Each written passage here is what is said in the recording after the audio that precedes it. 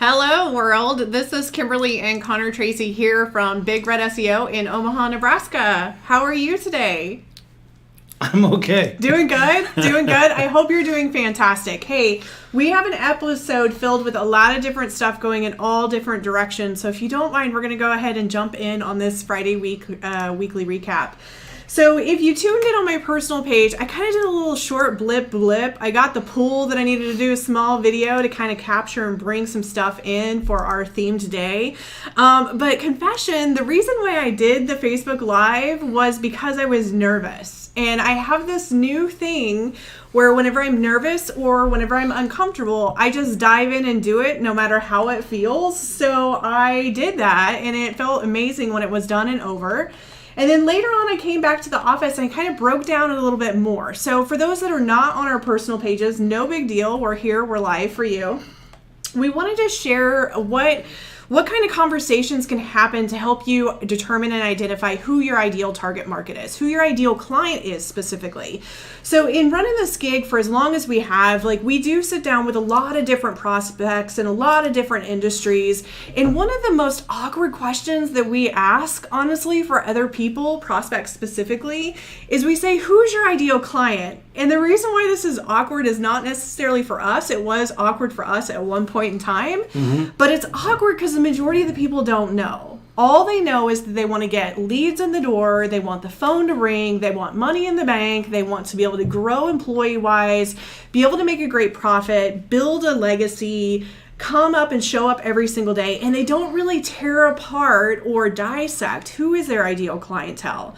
One of the things when we ask who your ideal client is, and oftentimes the answer back is everybody. Yeah, everybody or anybody, right? Yeah. But here's the deal is if you're a roofing company and all of a sudden you start to get some business in of people that don't pay bills, and they don't pay bills on time, or they're backdated in bills, or maybe they're constantly questioning or taking advantage of something in your industry, sometimes those aren't classified as your ideal client. So why not find somebody that is? People not paying their bill is not your ideal client? I'm just saying, sometimes when people, and I'm just using different industries all across the board, sure. Right?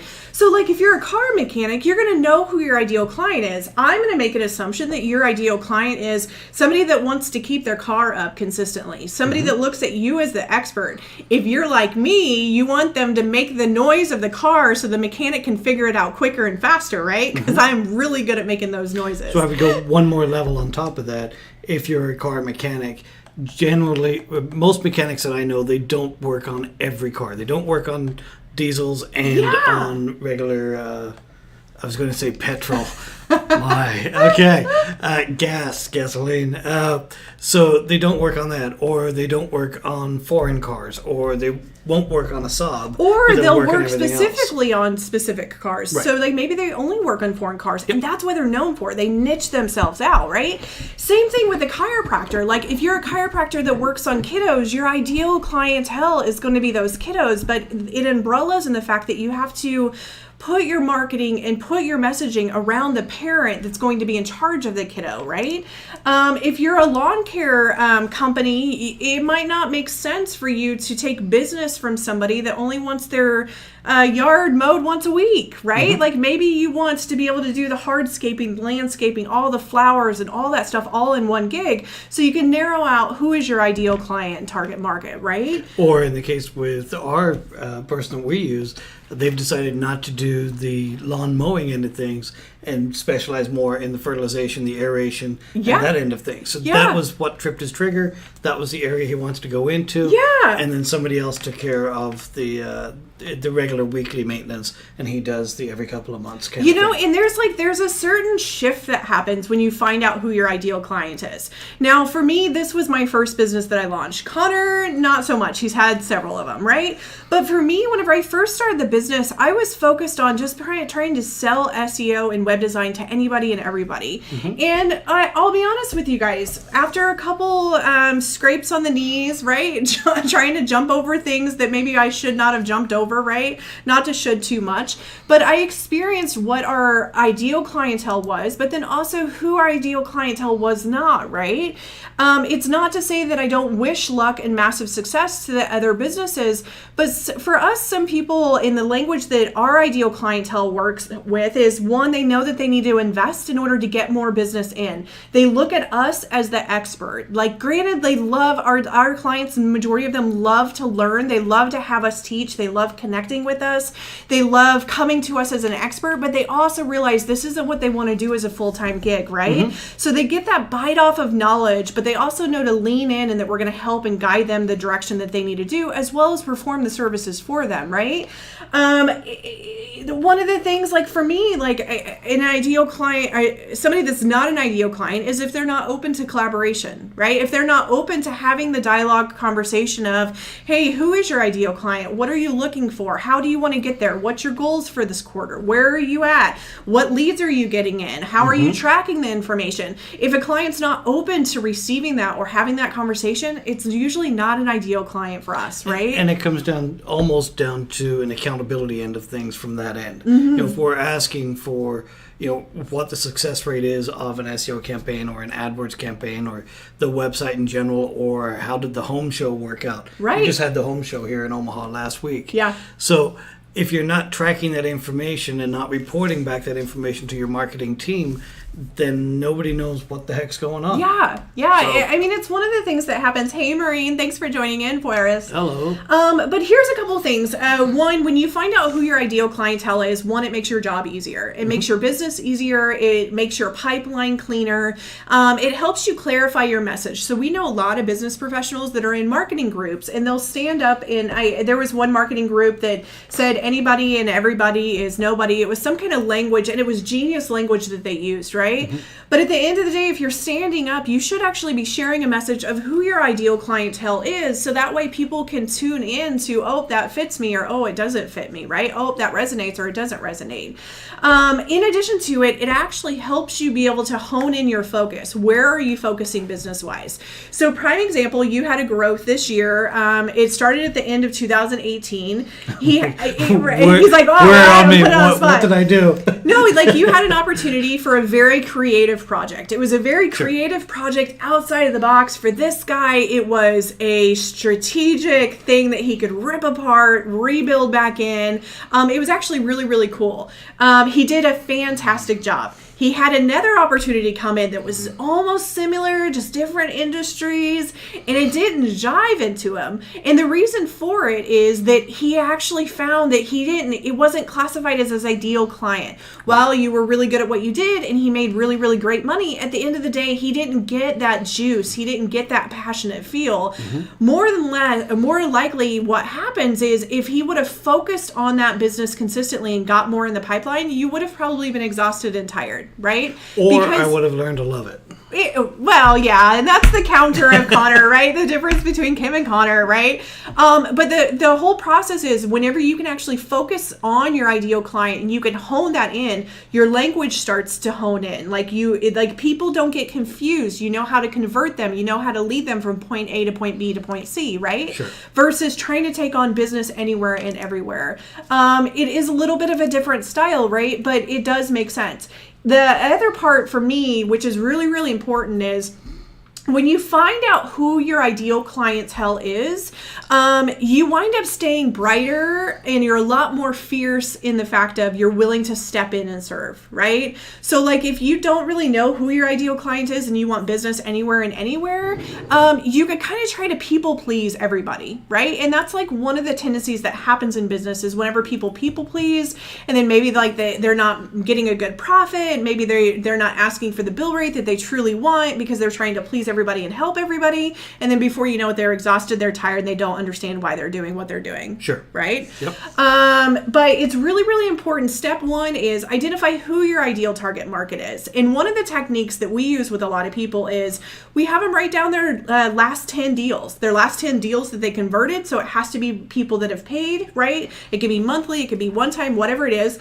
And then put a star next to the ones that you absolutely positively love to work with, right? And then determine what were the characteristics in those individuals. Was it that they were open to feedback? Was it that they showed up on time for an appointment? If you're a service-based business, that's a huge deal, right? Like if somebody doesn't show up on time and you're like, hey, I've got an appointment from here to here, even if they're 5 minutes late, that means they're not respecting your time, right?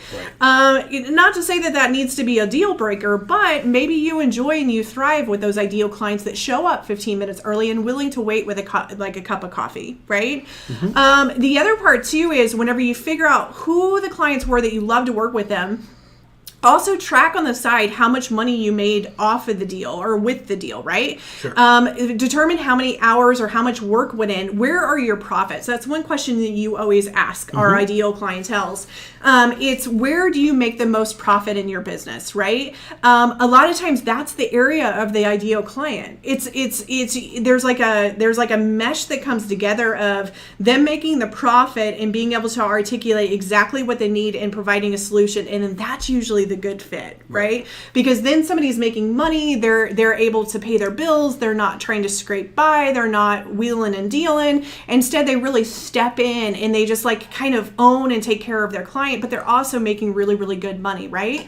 Another thing is about respect, right? So like maybe you have some ideal clients that they're always like rough and guff and they're always like on the phone, right? I've experienced this in the past. They were just like never happy people, and I would be like, I had one last week. I would be like, dang, how come it always feels like I'm fighting? How come it always feels like I'm fighting, right? Those individuals are not our ideal client to a certain extent. Now, it's not to say that you won't take business somewhere with it. You do have to learn how to do customer service and kind of not let their stuff get to you, right? Like that's the first area to start. But at the very prospect level, if somebody's like, and you know it and you get the hit, it might be good for you to just walk away from that business and walk away from that deal. We talked a little while ago about the knowing when to say no. And actually, there was a video that I shared just earlier today. Russell Brand? Yeah, Russell Brand. Mm-hmm. So Russell Brand had a video up today. I'll put a link in the description down here after the video. But basically, he had a whole thing about being able to say no. That for a long time we've been trained in the say yes to everything and the change and the hope and everything will be awesome and so forth. Yeah. And now it's become, it's okay to say no. It's all right to tell a client, we're not the ideal fit, or this project is not the project that you want to take on. If you're a photographer and they're asking you to take pictures of horses and you don't like horses or being out in the field, or if you're allergic to horses, then you don't do horses, right? You can get a lens and you can go a mile away and take a photo, but and here's the deal. It really, just to take a second, it takes some bravery to ask this question, right? Because you can ask the question who your ideal client is and you can do the exercise. But if you're like me, I experienced a oh shit moment whenever I did this exercise, right? One, because I noticed that the majority of the business that I was onboarding was not our ideal client, right? There was a pivot and a shift that had to happen. However, the area where I experienced the biggest blessing in this exercise was actually looking at it and being able to pen to paper, who is my ideal client? What do they look like? What do they speak like? What projects do I want? It goes into the reflection kind of almost like a strategy, and then everything else came into play, right? So everything else came into play. But then if somebody asked me about website design and I already knew who my ideal client was, I didn't have to fight or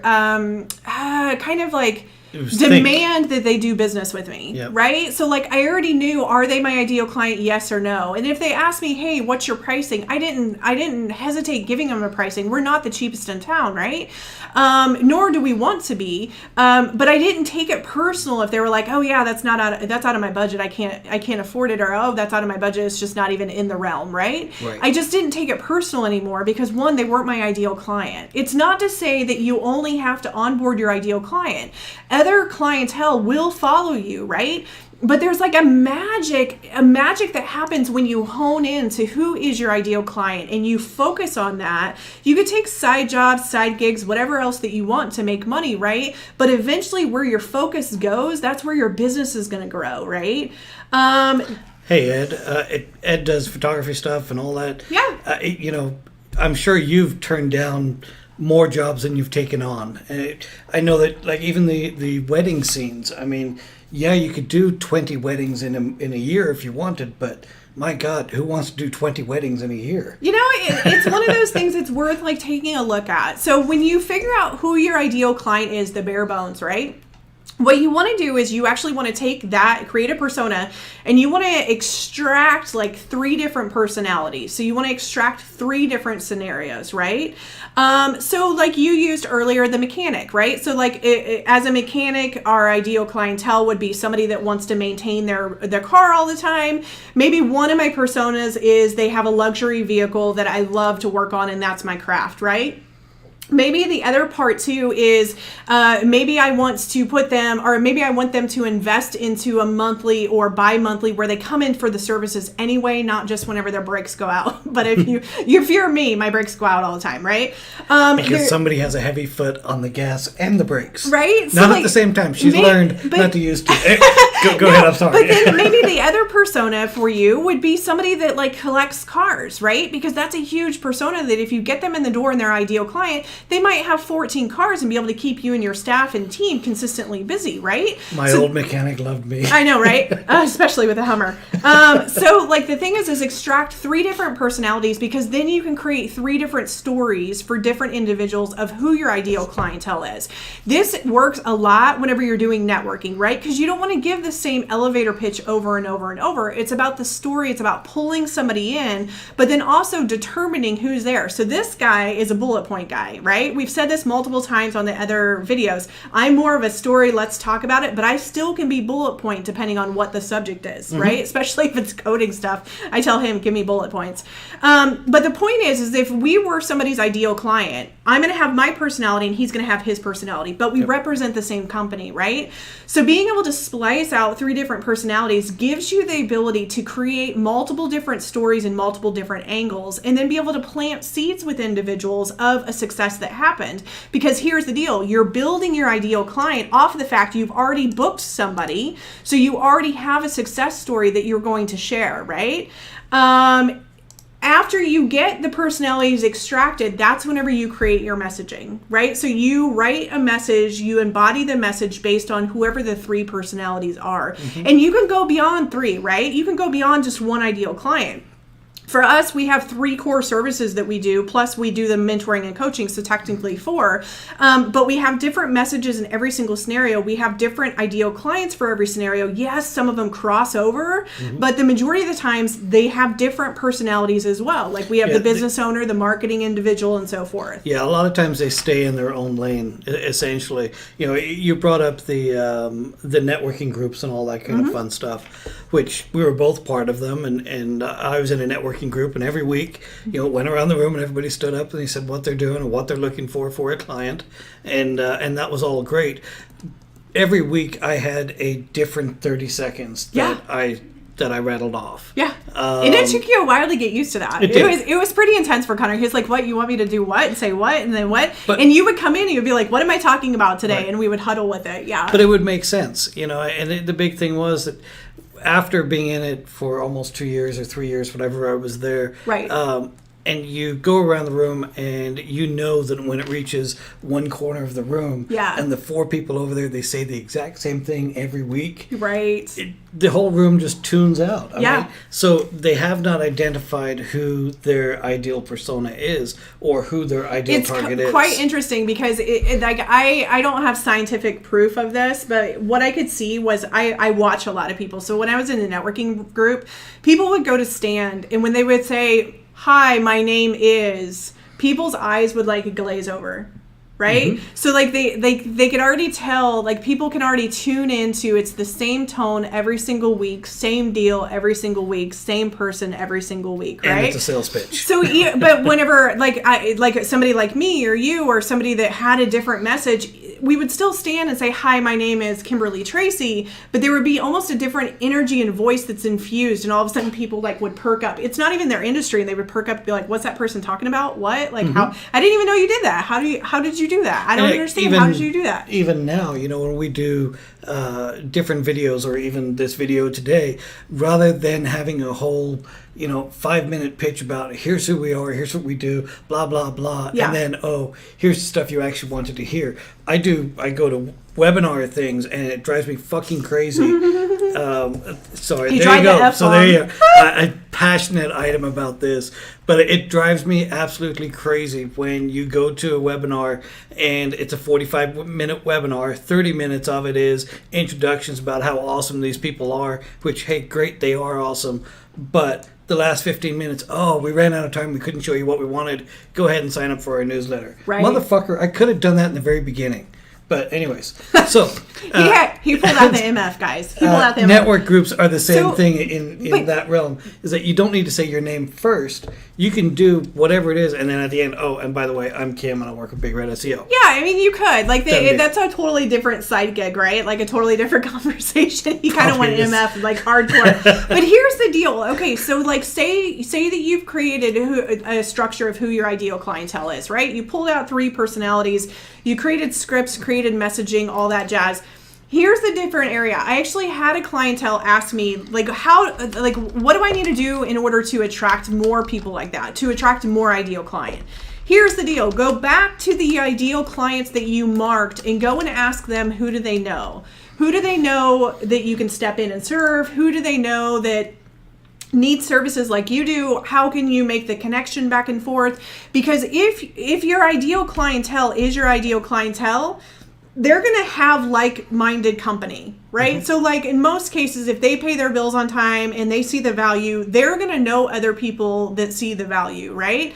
Again, you have to be very clear about what you ask for, right? Because sometimes what happens is people say, hey, send me anybody, send me everybody that you know, right? And then before you know it, you get the bargain shoppers, the tire kickers, all different classifications of different people, right? I get laptops that people want me to fix.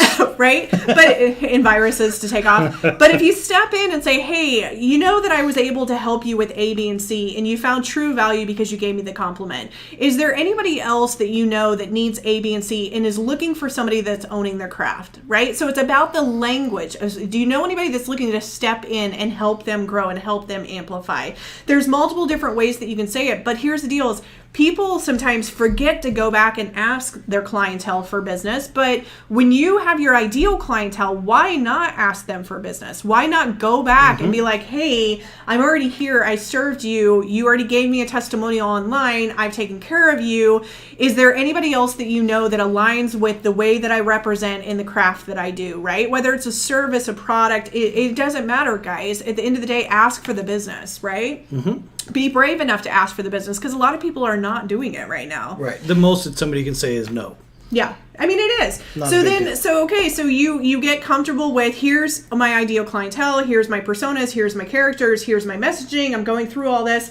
Now you take that material and you start to create content. So you start to create content in the form of blog articles. You sit with the, one technique I do is I sit with the imagination of the person sitting in front of me and I'm having a conversation with them, right? And I'm chatting with them through that voice. Mm-hmm. You can also create different social media messaging, right? Based on the ideal clientele, wherever you're wanting your business to grow, right? Again, it might be a specific product, specific service, but you want to understand. So like prime example, we have a girlfriend that's a massage therapist. Her ideal clientele is not somebody that's paying attention to how much money do I have in the bank.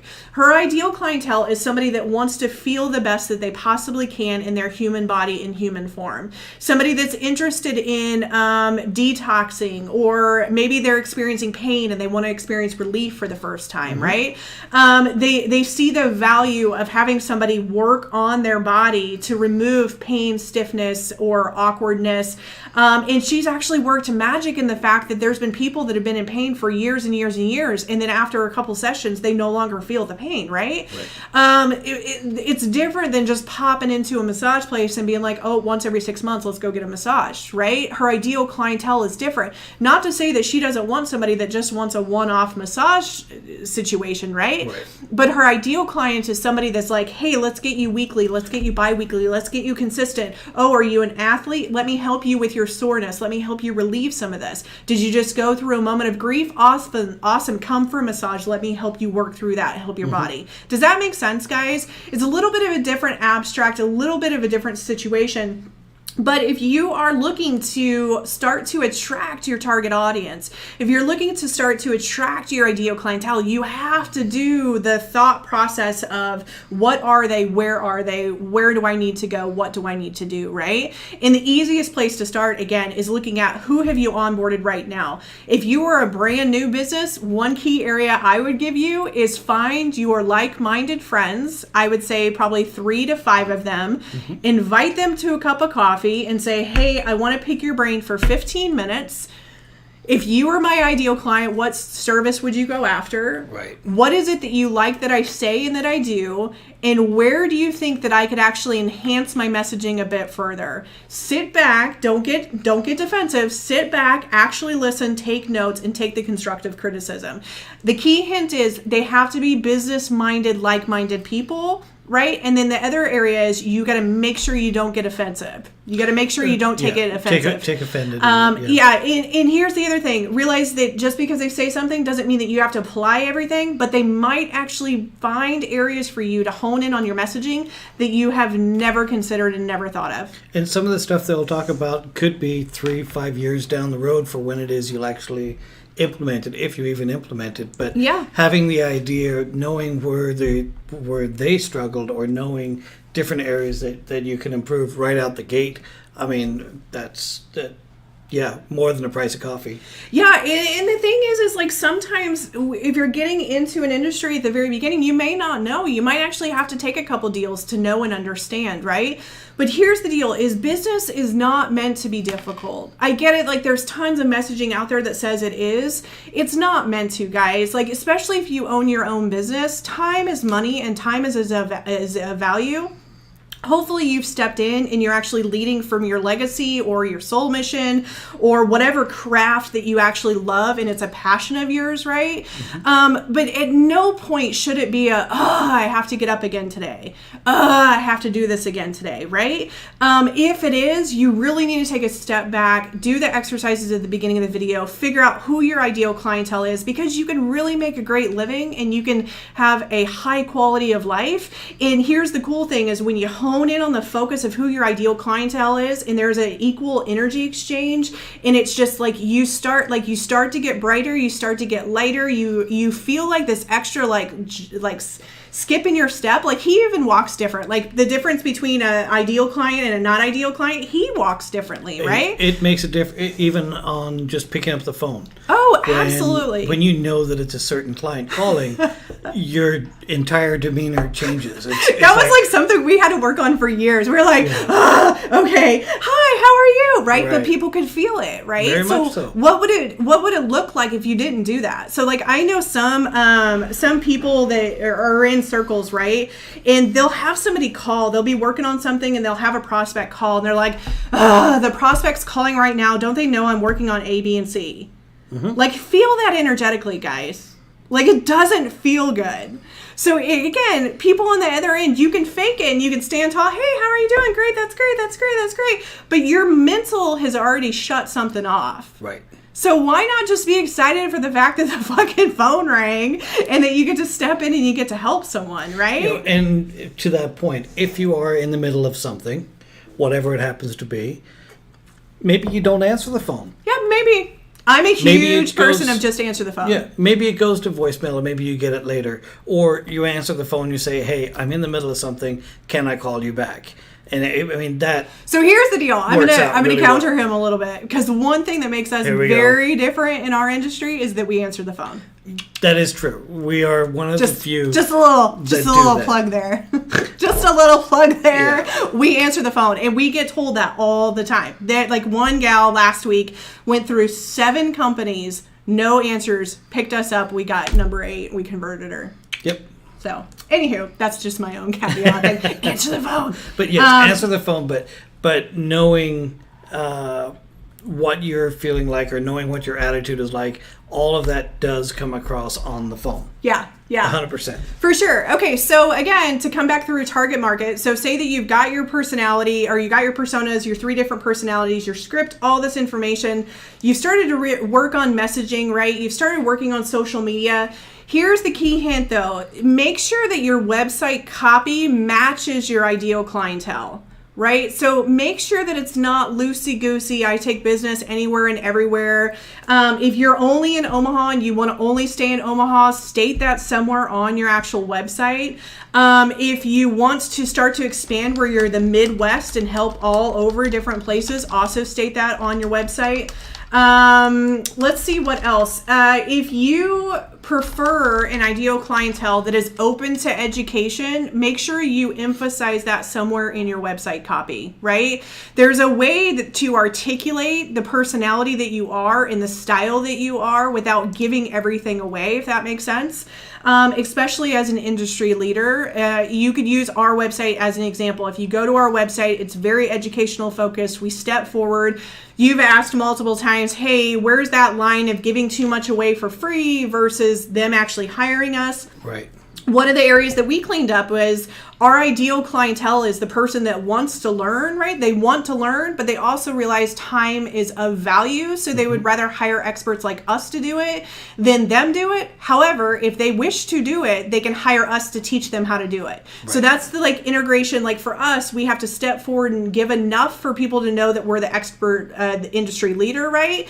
But at the same time, we're not worried about giving too much because at the end of the day, we know it comes down to consistency and time, right? It's not that we know a magic recipe that everybody else doesn't know. It's just, people will try to sell it and it's not true. Yeah, years ago, from my own experience, years ago when I was starting out in the web hosting world, one of the things I did, I was always on different forums, web design forums, graphic design forums. I was always providing help on how-tos, whether it was a client of mine or whether it was a client for somebody else. Right. But the number of people in those forums that I won over by providing all that help for free, right, that was what helped get my company to the next level. Yeah, and I think that there is a part where you're going to step forward and you're going to help somebody, right? But this is one thing that's changed for me over the last year.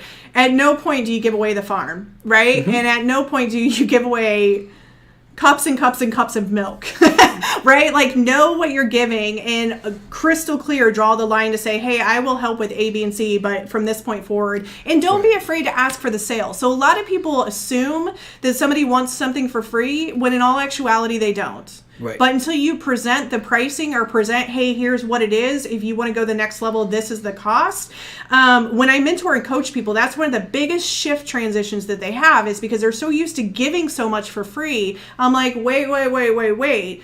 Go ahead, do a 15-minute call with them, but also offer them a package of this and what it includes. And the people go for the package every time, right? Because people don't necessarily always look for free. There are, trust me, people out there that do look for free all the time.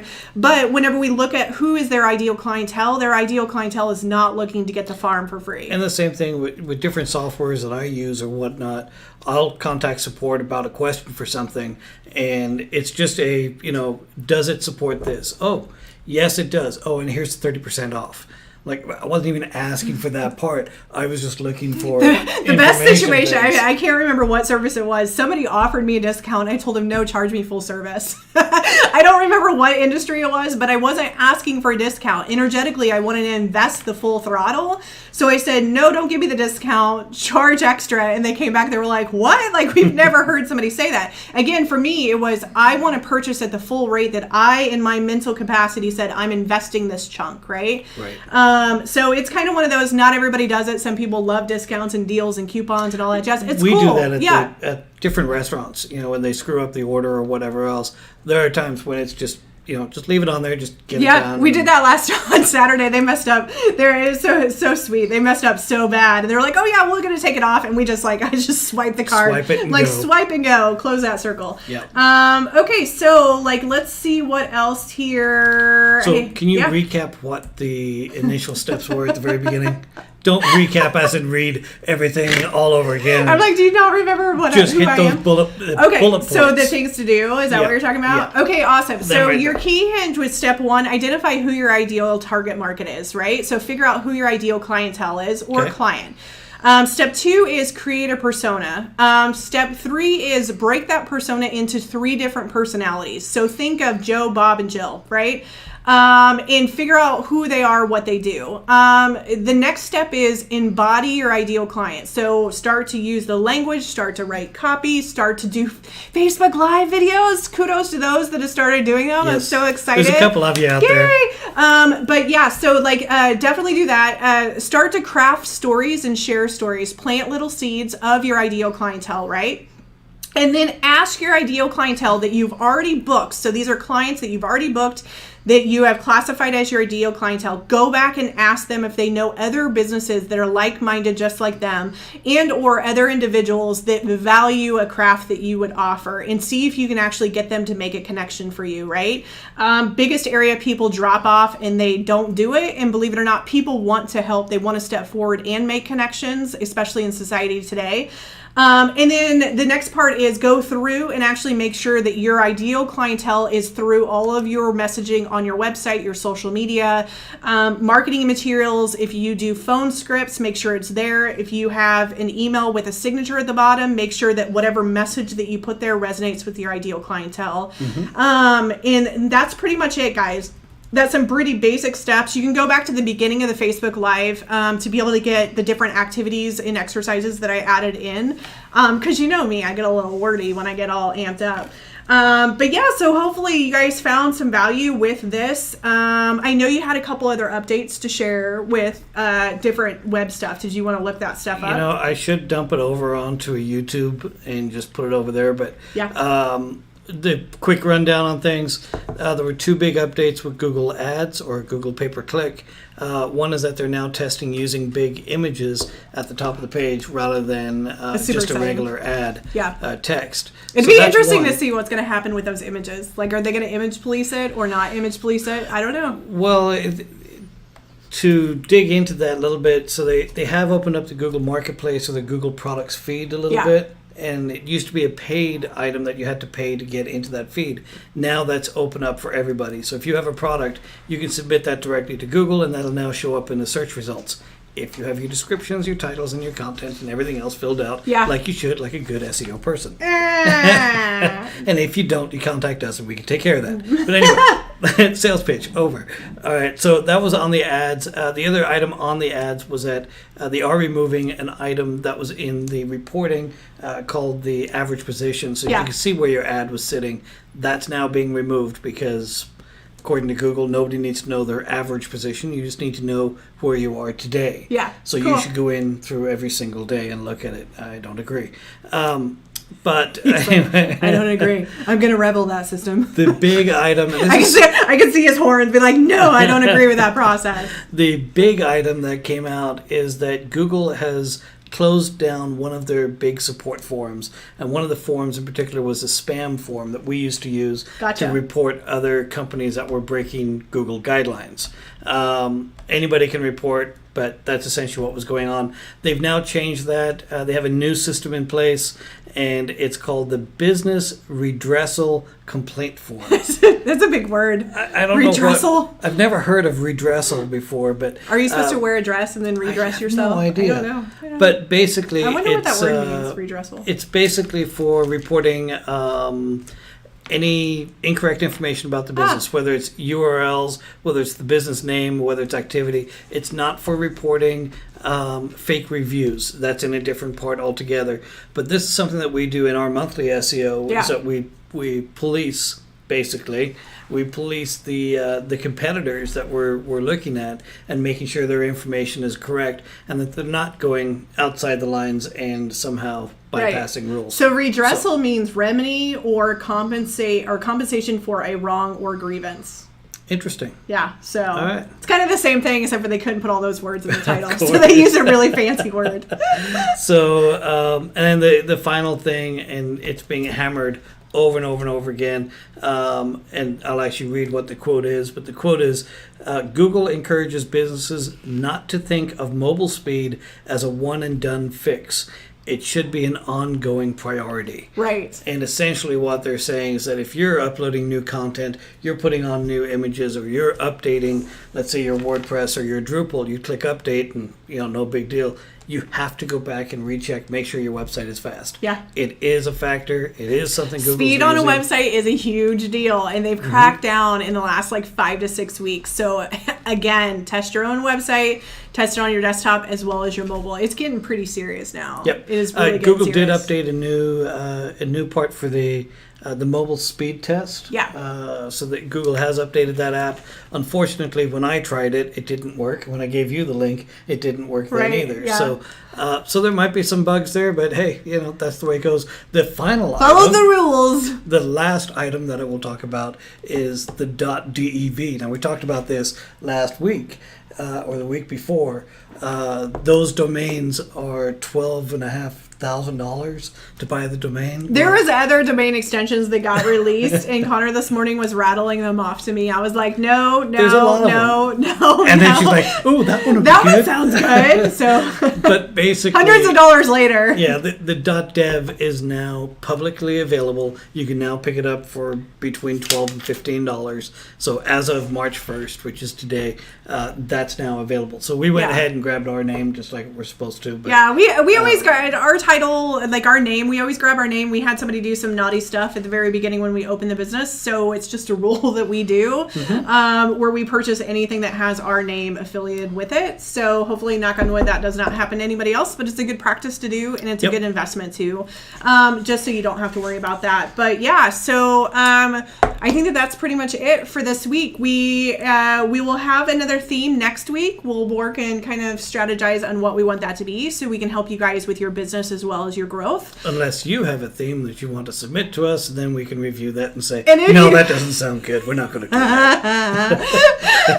I can imagine your buddies getting on here and adding their view of themes, right? Connor, can you? But as you guys know, we do this weekly recap mainly for you guys. We have a lot of knowledge in our brains and a lot of different strategies, and we have different meetings that happen every single week with prospects and clients. It's just a matter of being able to figure out what is it that people truly would value from, right? And what is it that they really want to know. So that's kind of what these weekly recaps are for. So if you have feedback or if you need some assistance, feel free to reach out. It's a great way to kind of get laser coach / get an answer in, which is super cool, and it's free. So this is our giving back to the community as well as like-minded cool peeps. As well as like-minded cool peeps. So anyway, so before you go, throw up the last couple of things here. So our website, bigredseo.com. Go there, check out. Kim is actually doing an article this weekend, and it'll be published at least by Monday. No, I'm not putting a date on it. It will be done by Monday. I have put the date out there. No pressure, guys. So this is episode number 46. We have 46 or 47 weeks of videos that we've done. I think we should do a cake on 52. I think we should do a cake. Do you guys think we should do a cake on episode 52? It's coming around the pipeline, guys. We'll see. Coming around the pipeline. So anyway, go to YouTube, check out any of our videos, youtube.com/BigRedSEO. Yeah. So in the meantime, you guys have a great weekend. We hope you enjoy your time and get some value from this. Thanks for tuning in for everybody that did pop over. We didn't explain our little image. Show them the image. Okay, so tell you what, I'll put up the bumper screen at the end, and then Kim, you can just keep on talking. Ready? I know. I like to talk a lot. Here you go. Here's the bumper image. So this was actually a picture that he did. He cut out the background, but we were supposed to go to a gala or an event this last Saturday, but the snow was way, way, way too intense. I actually tried driving and made it to 42nd Street and stopped and turned around.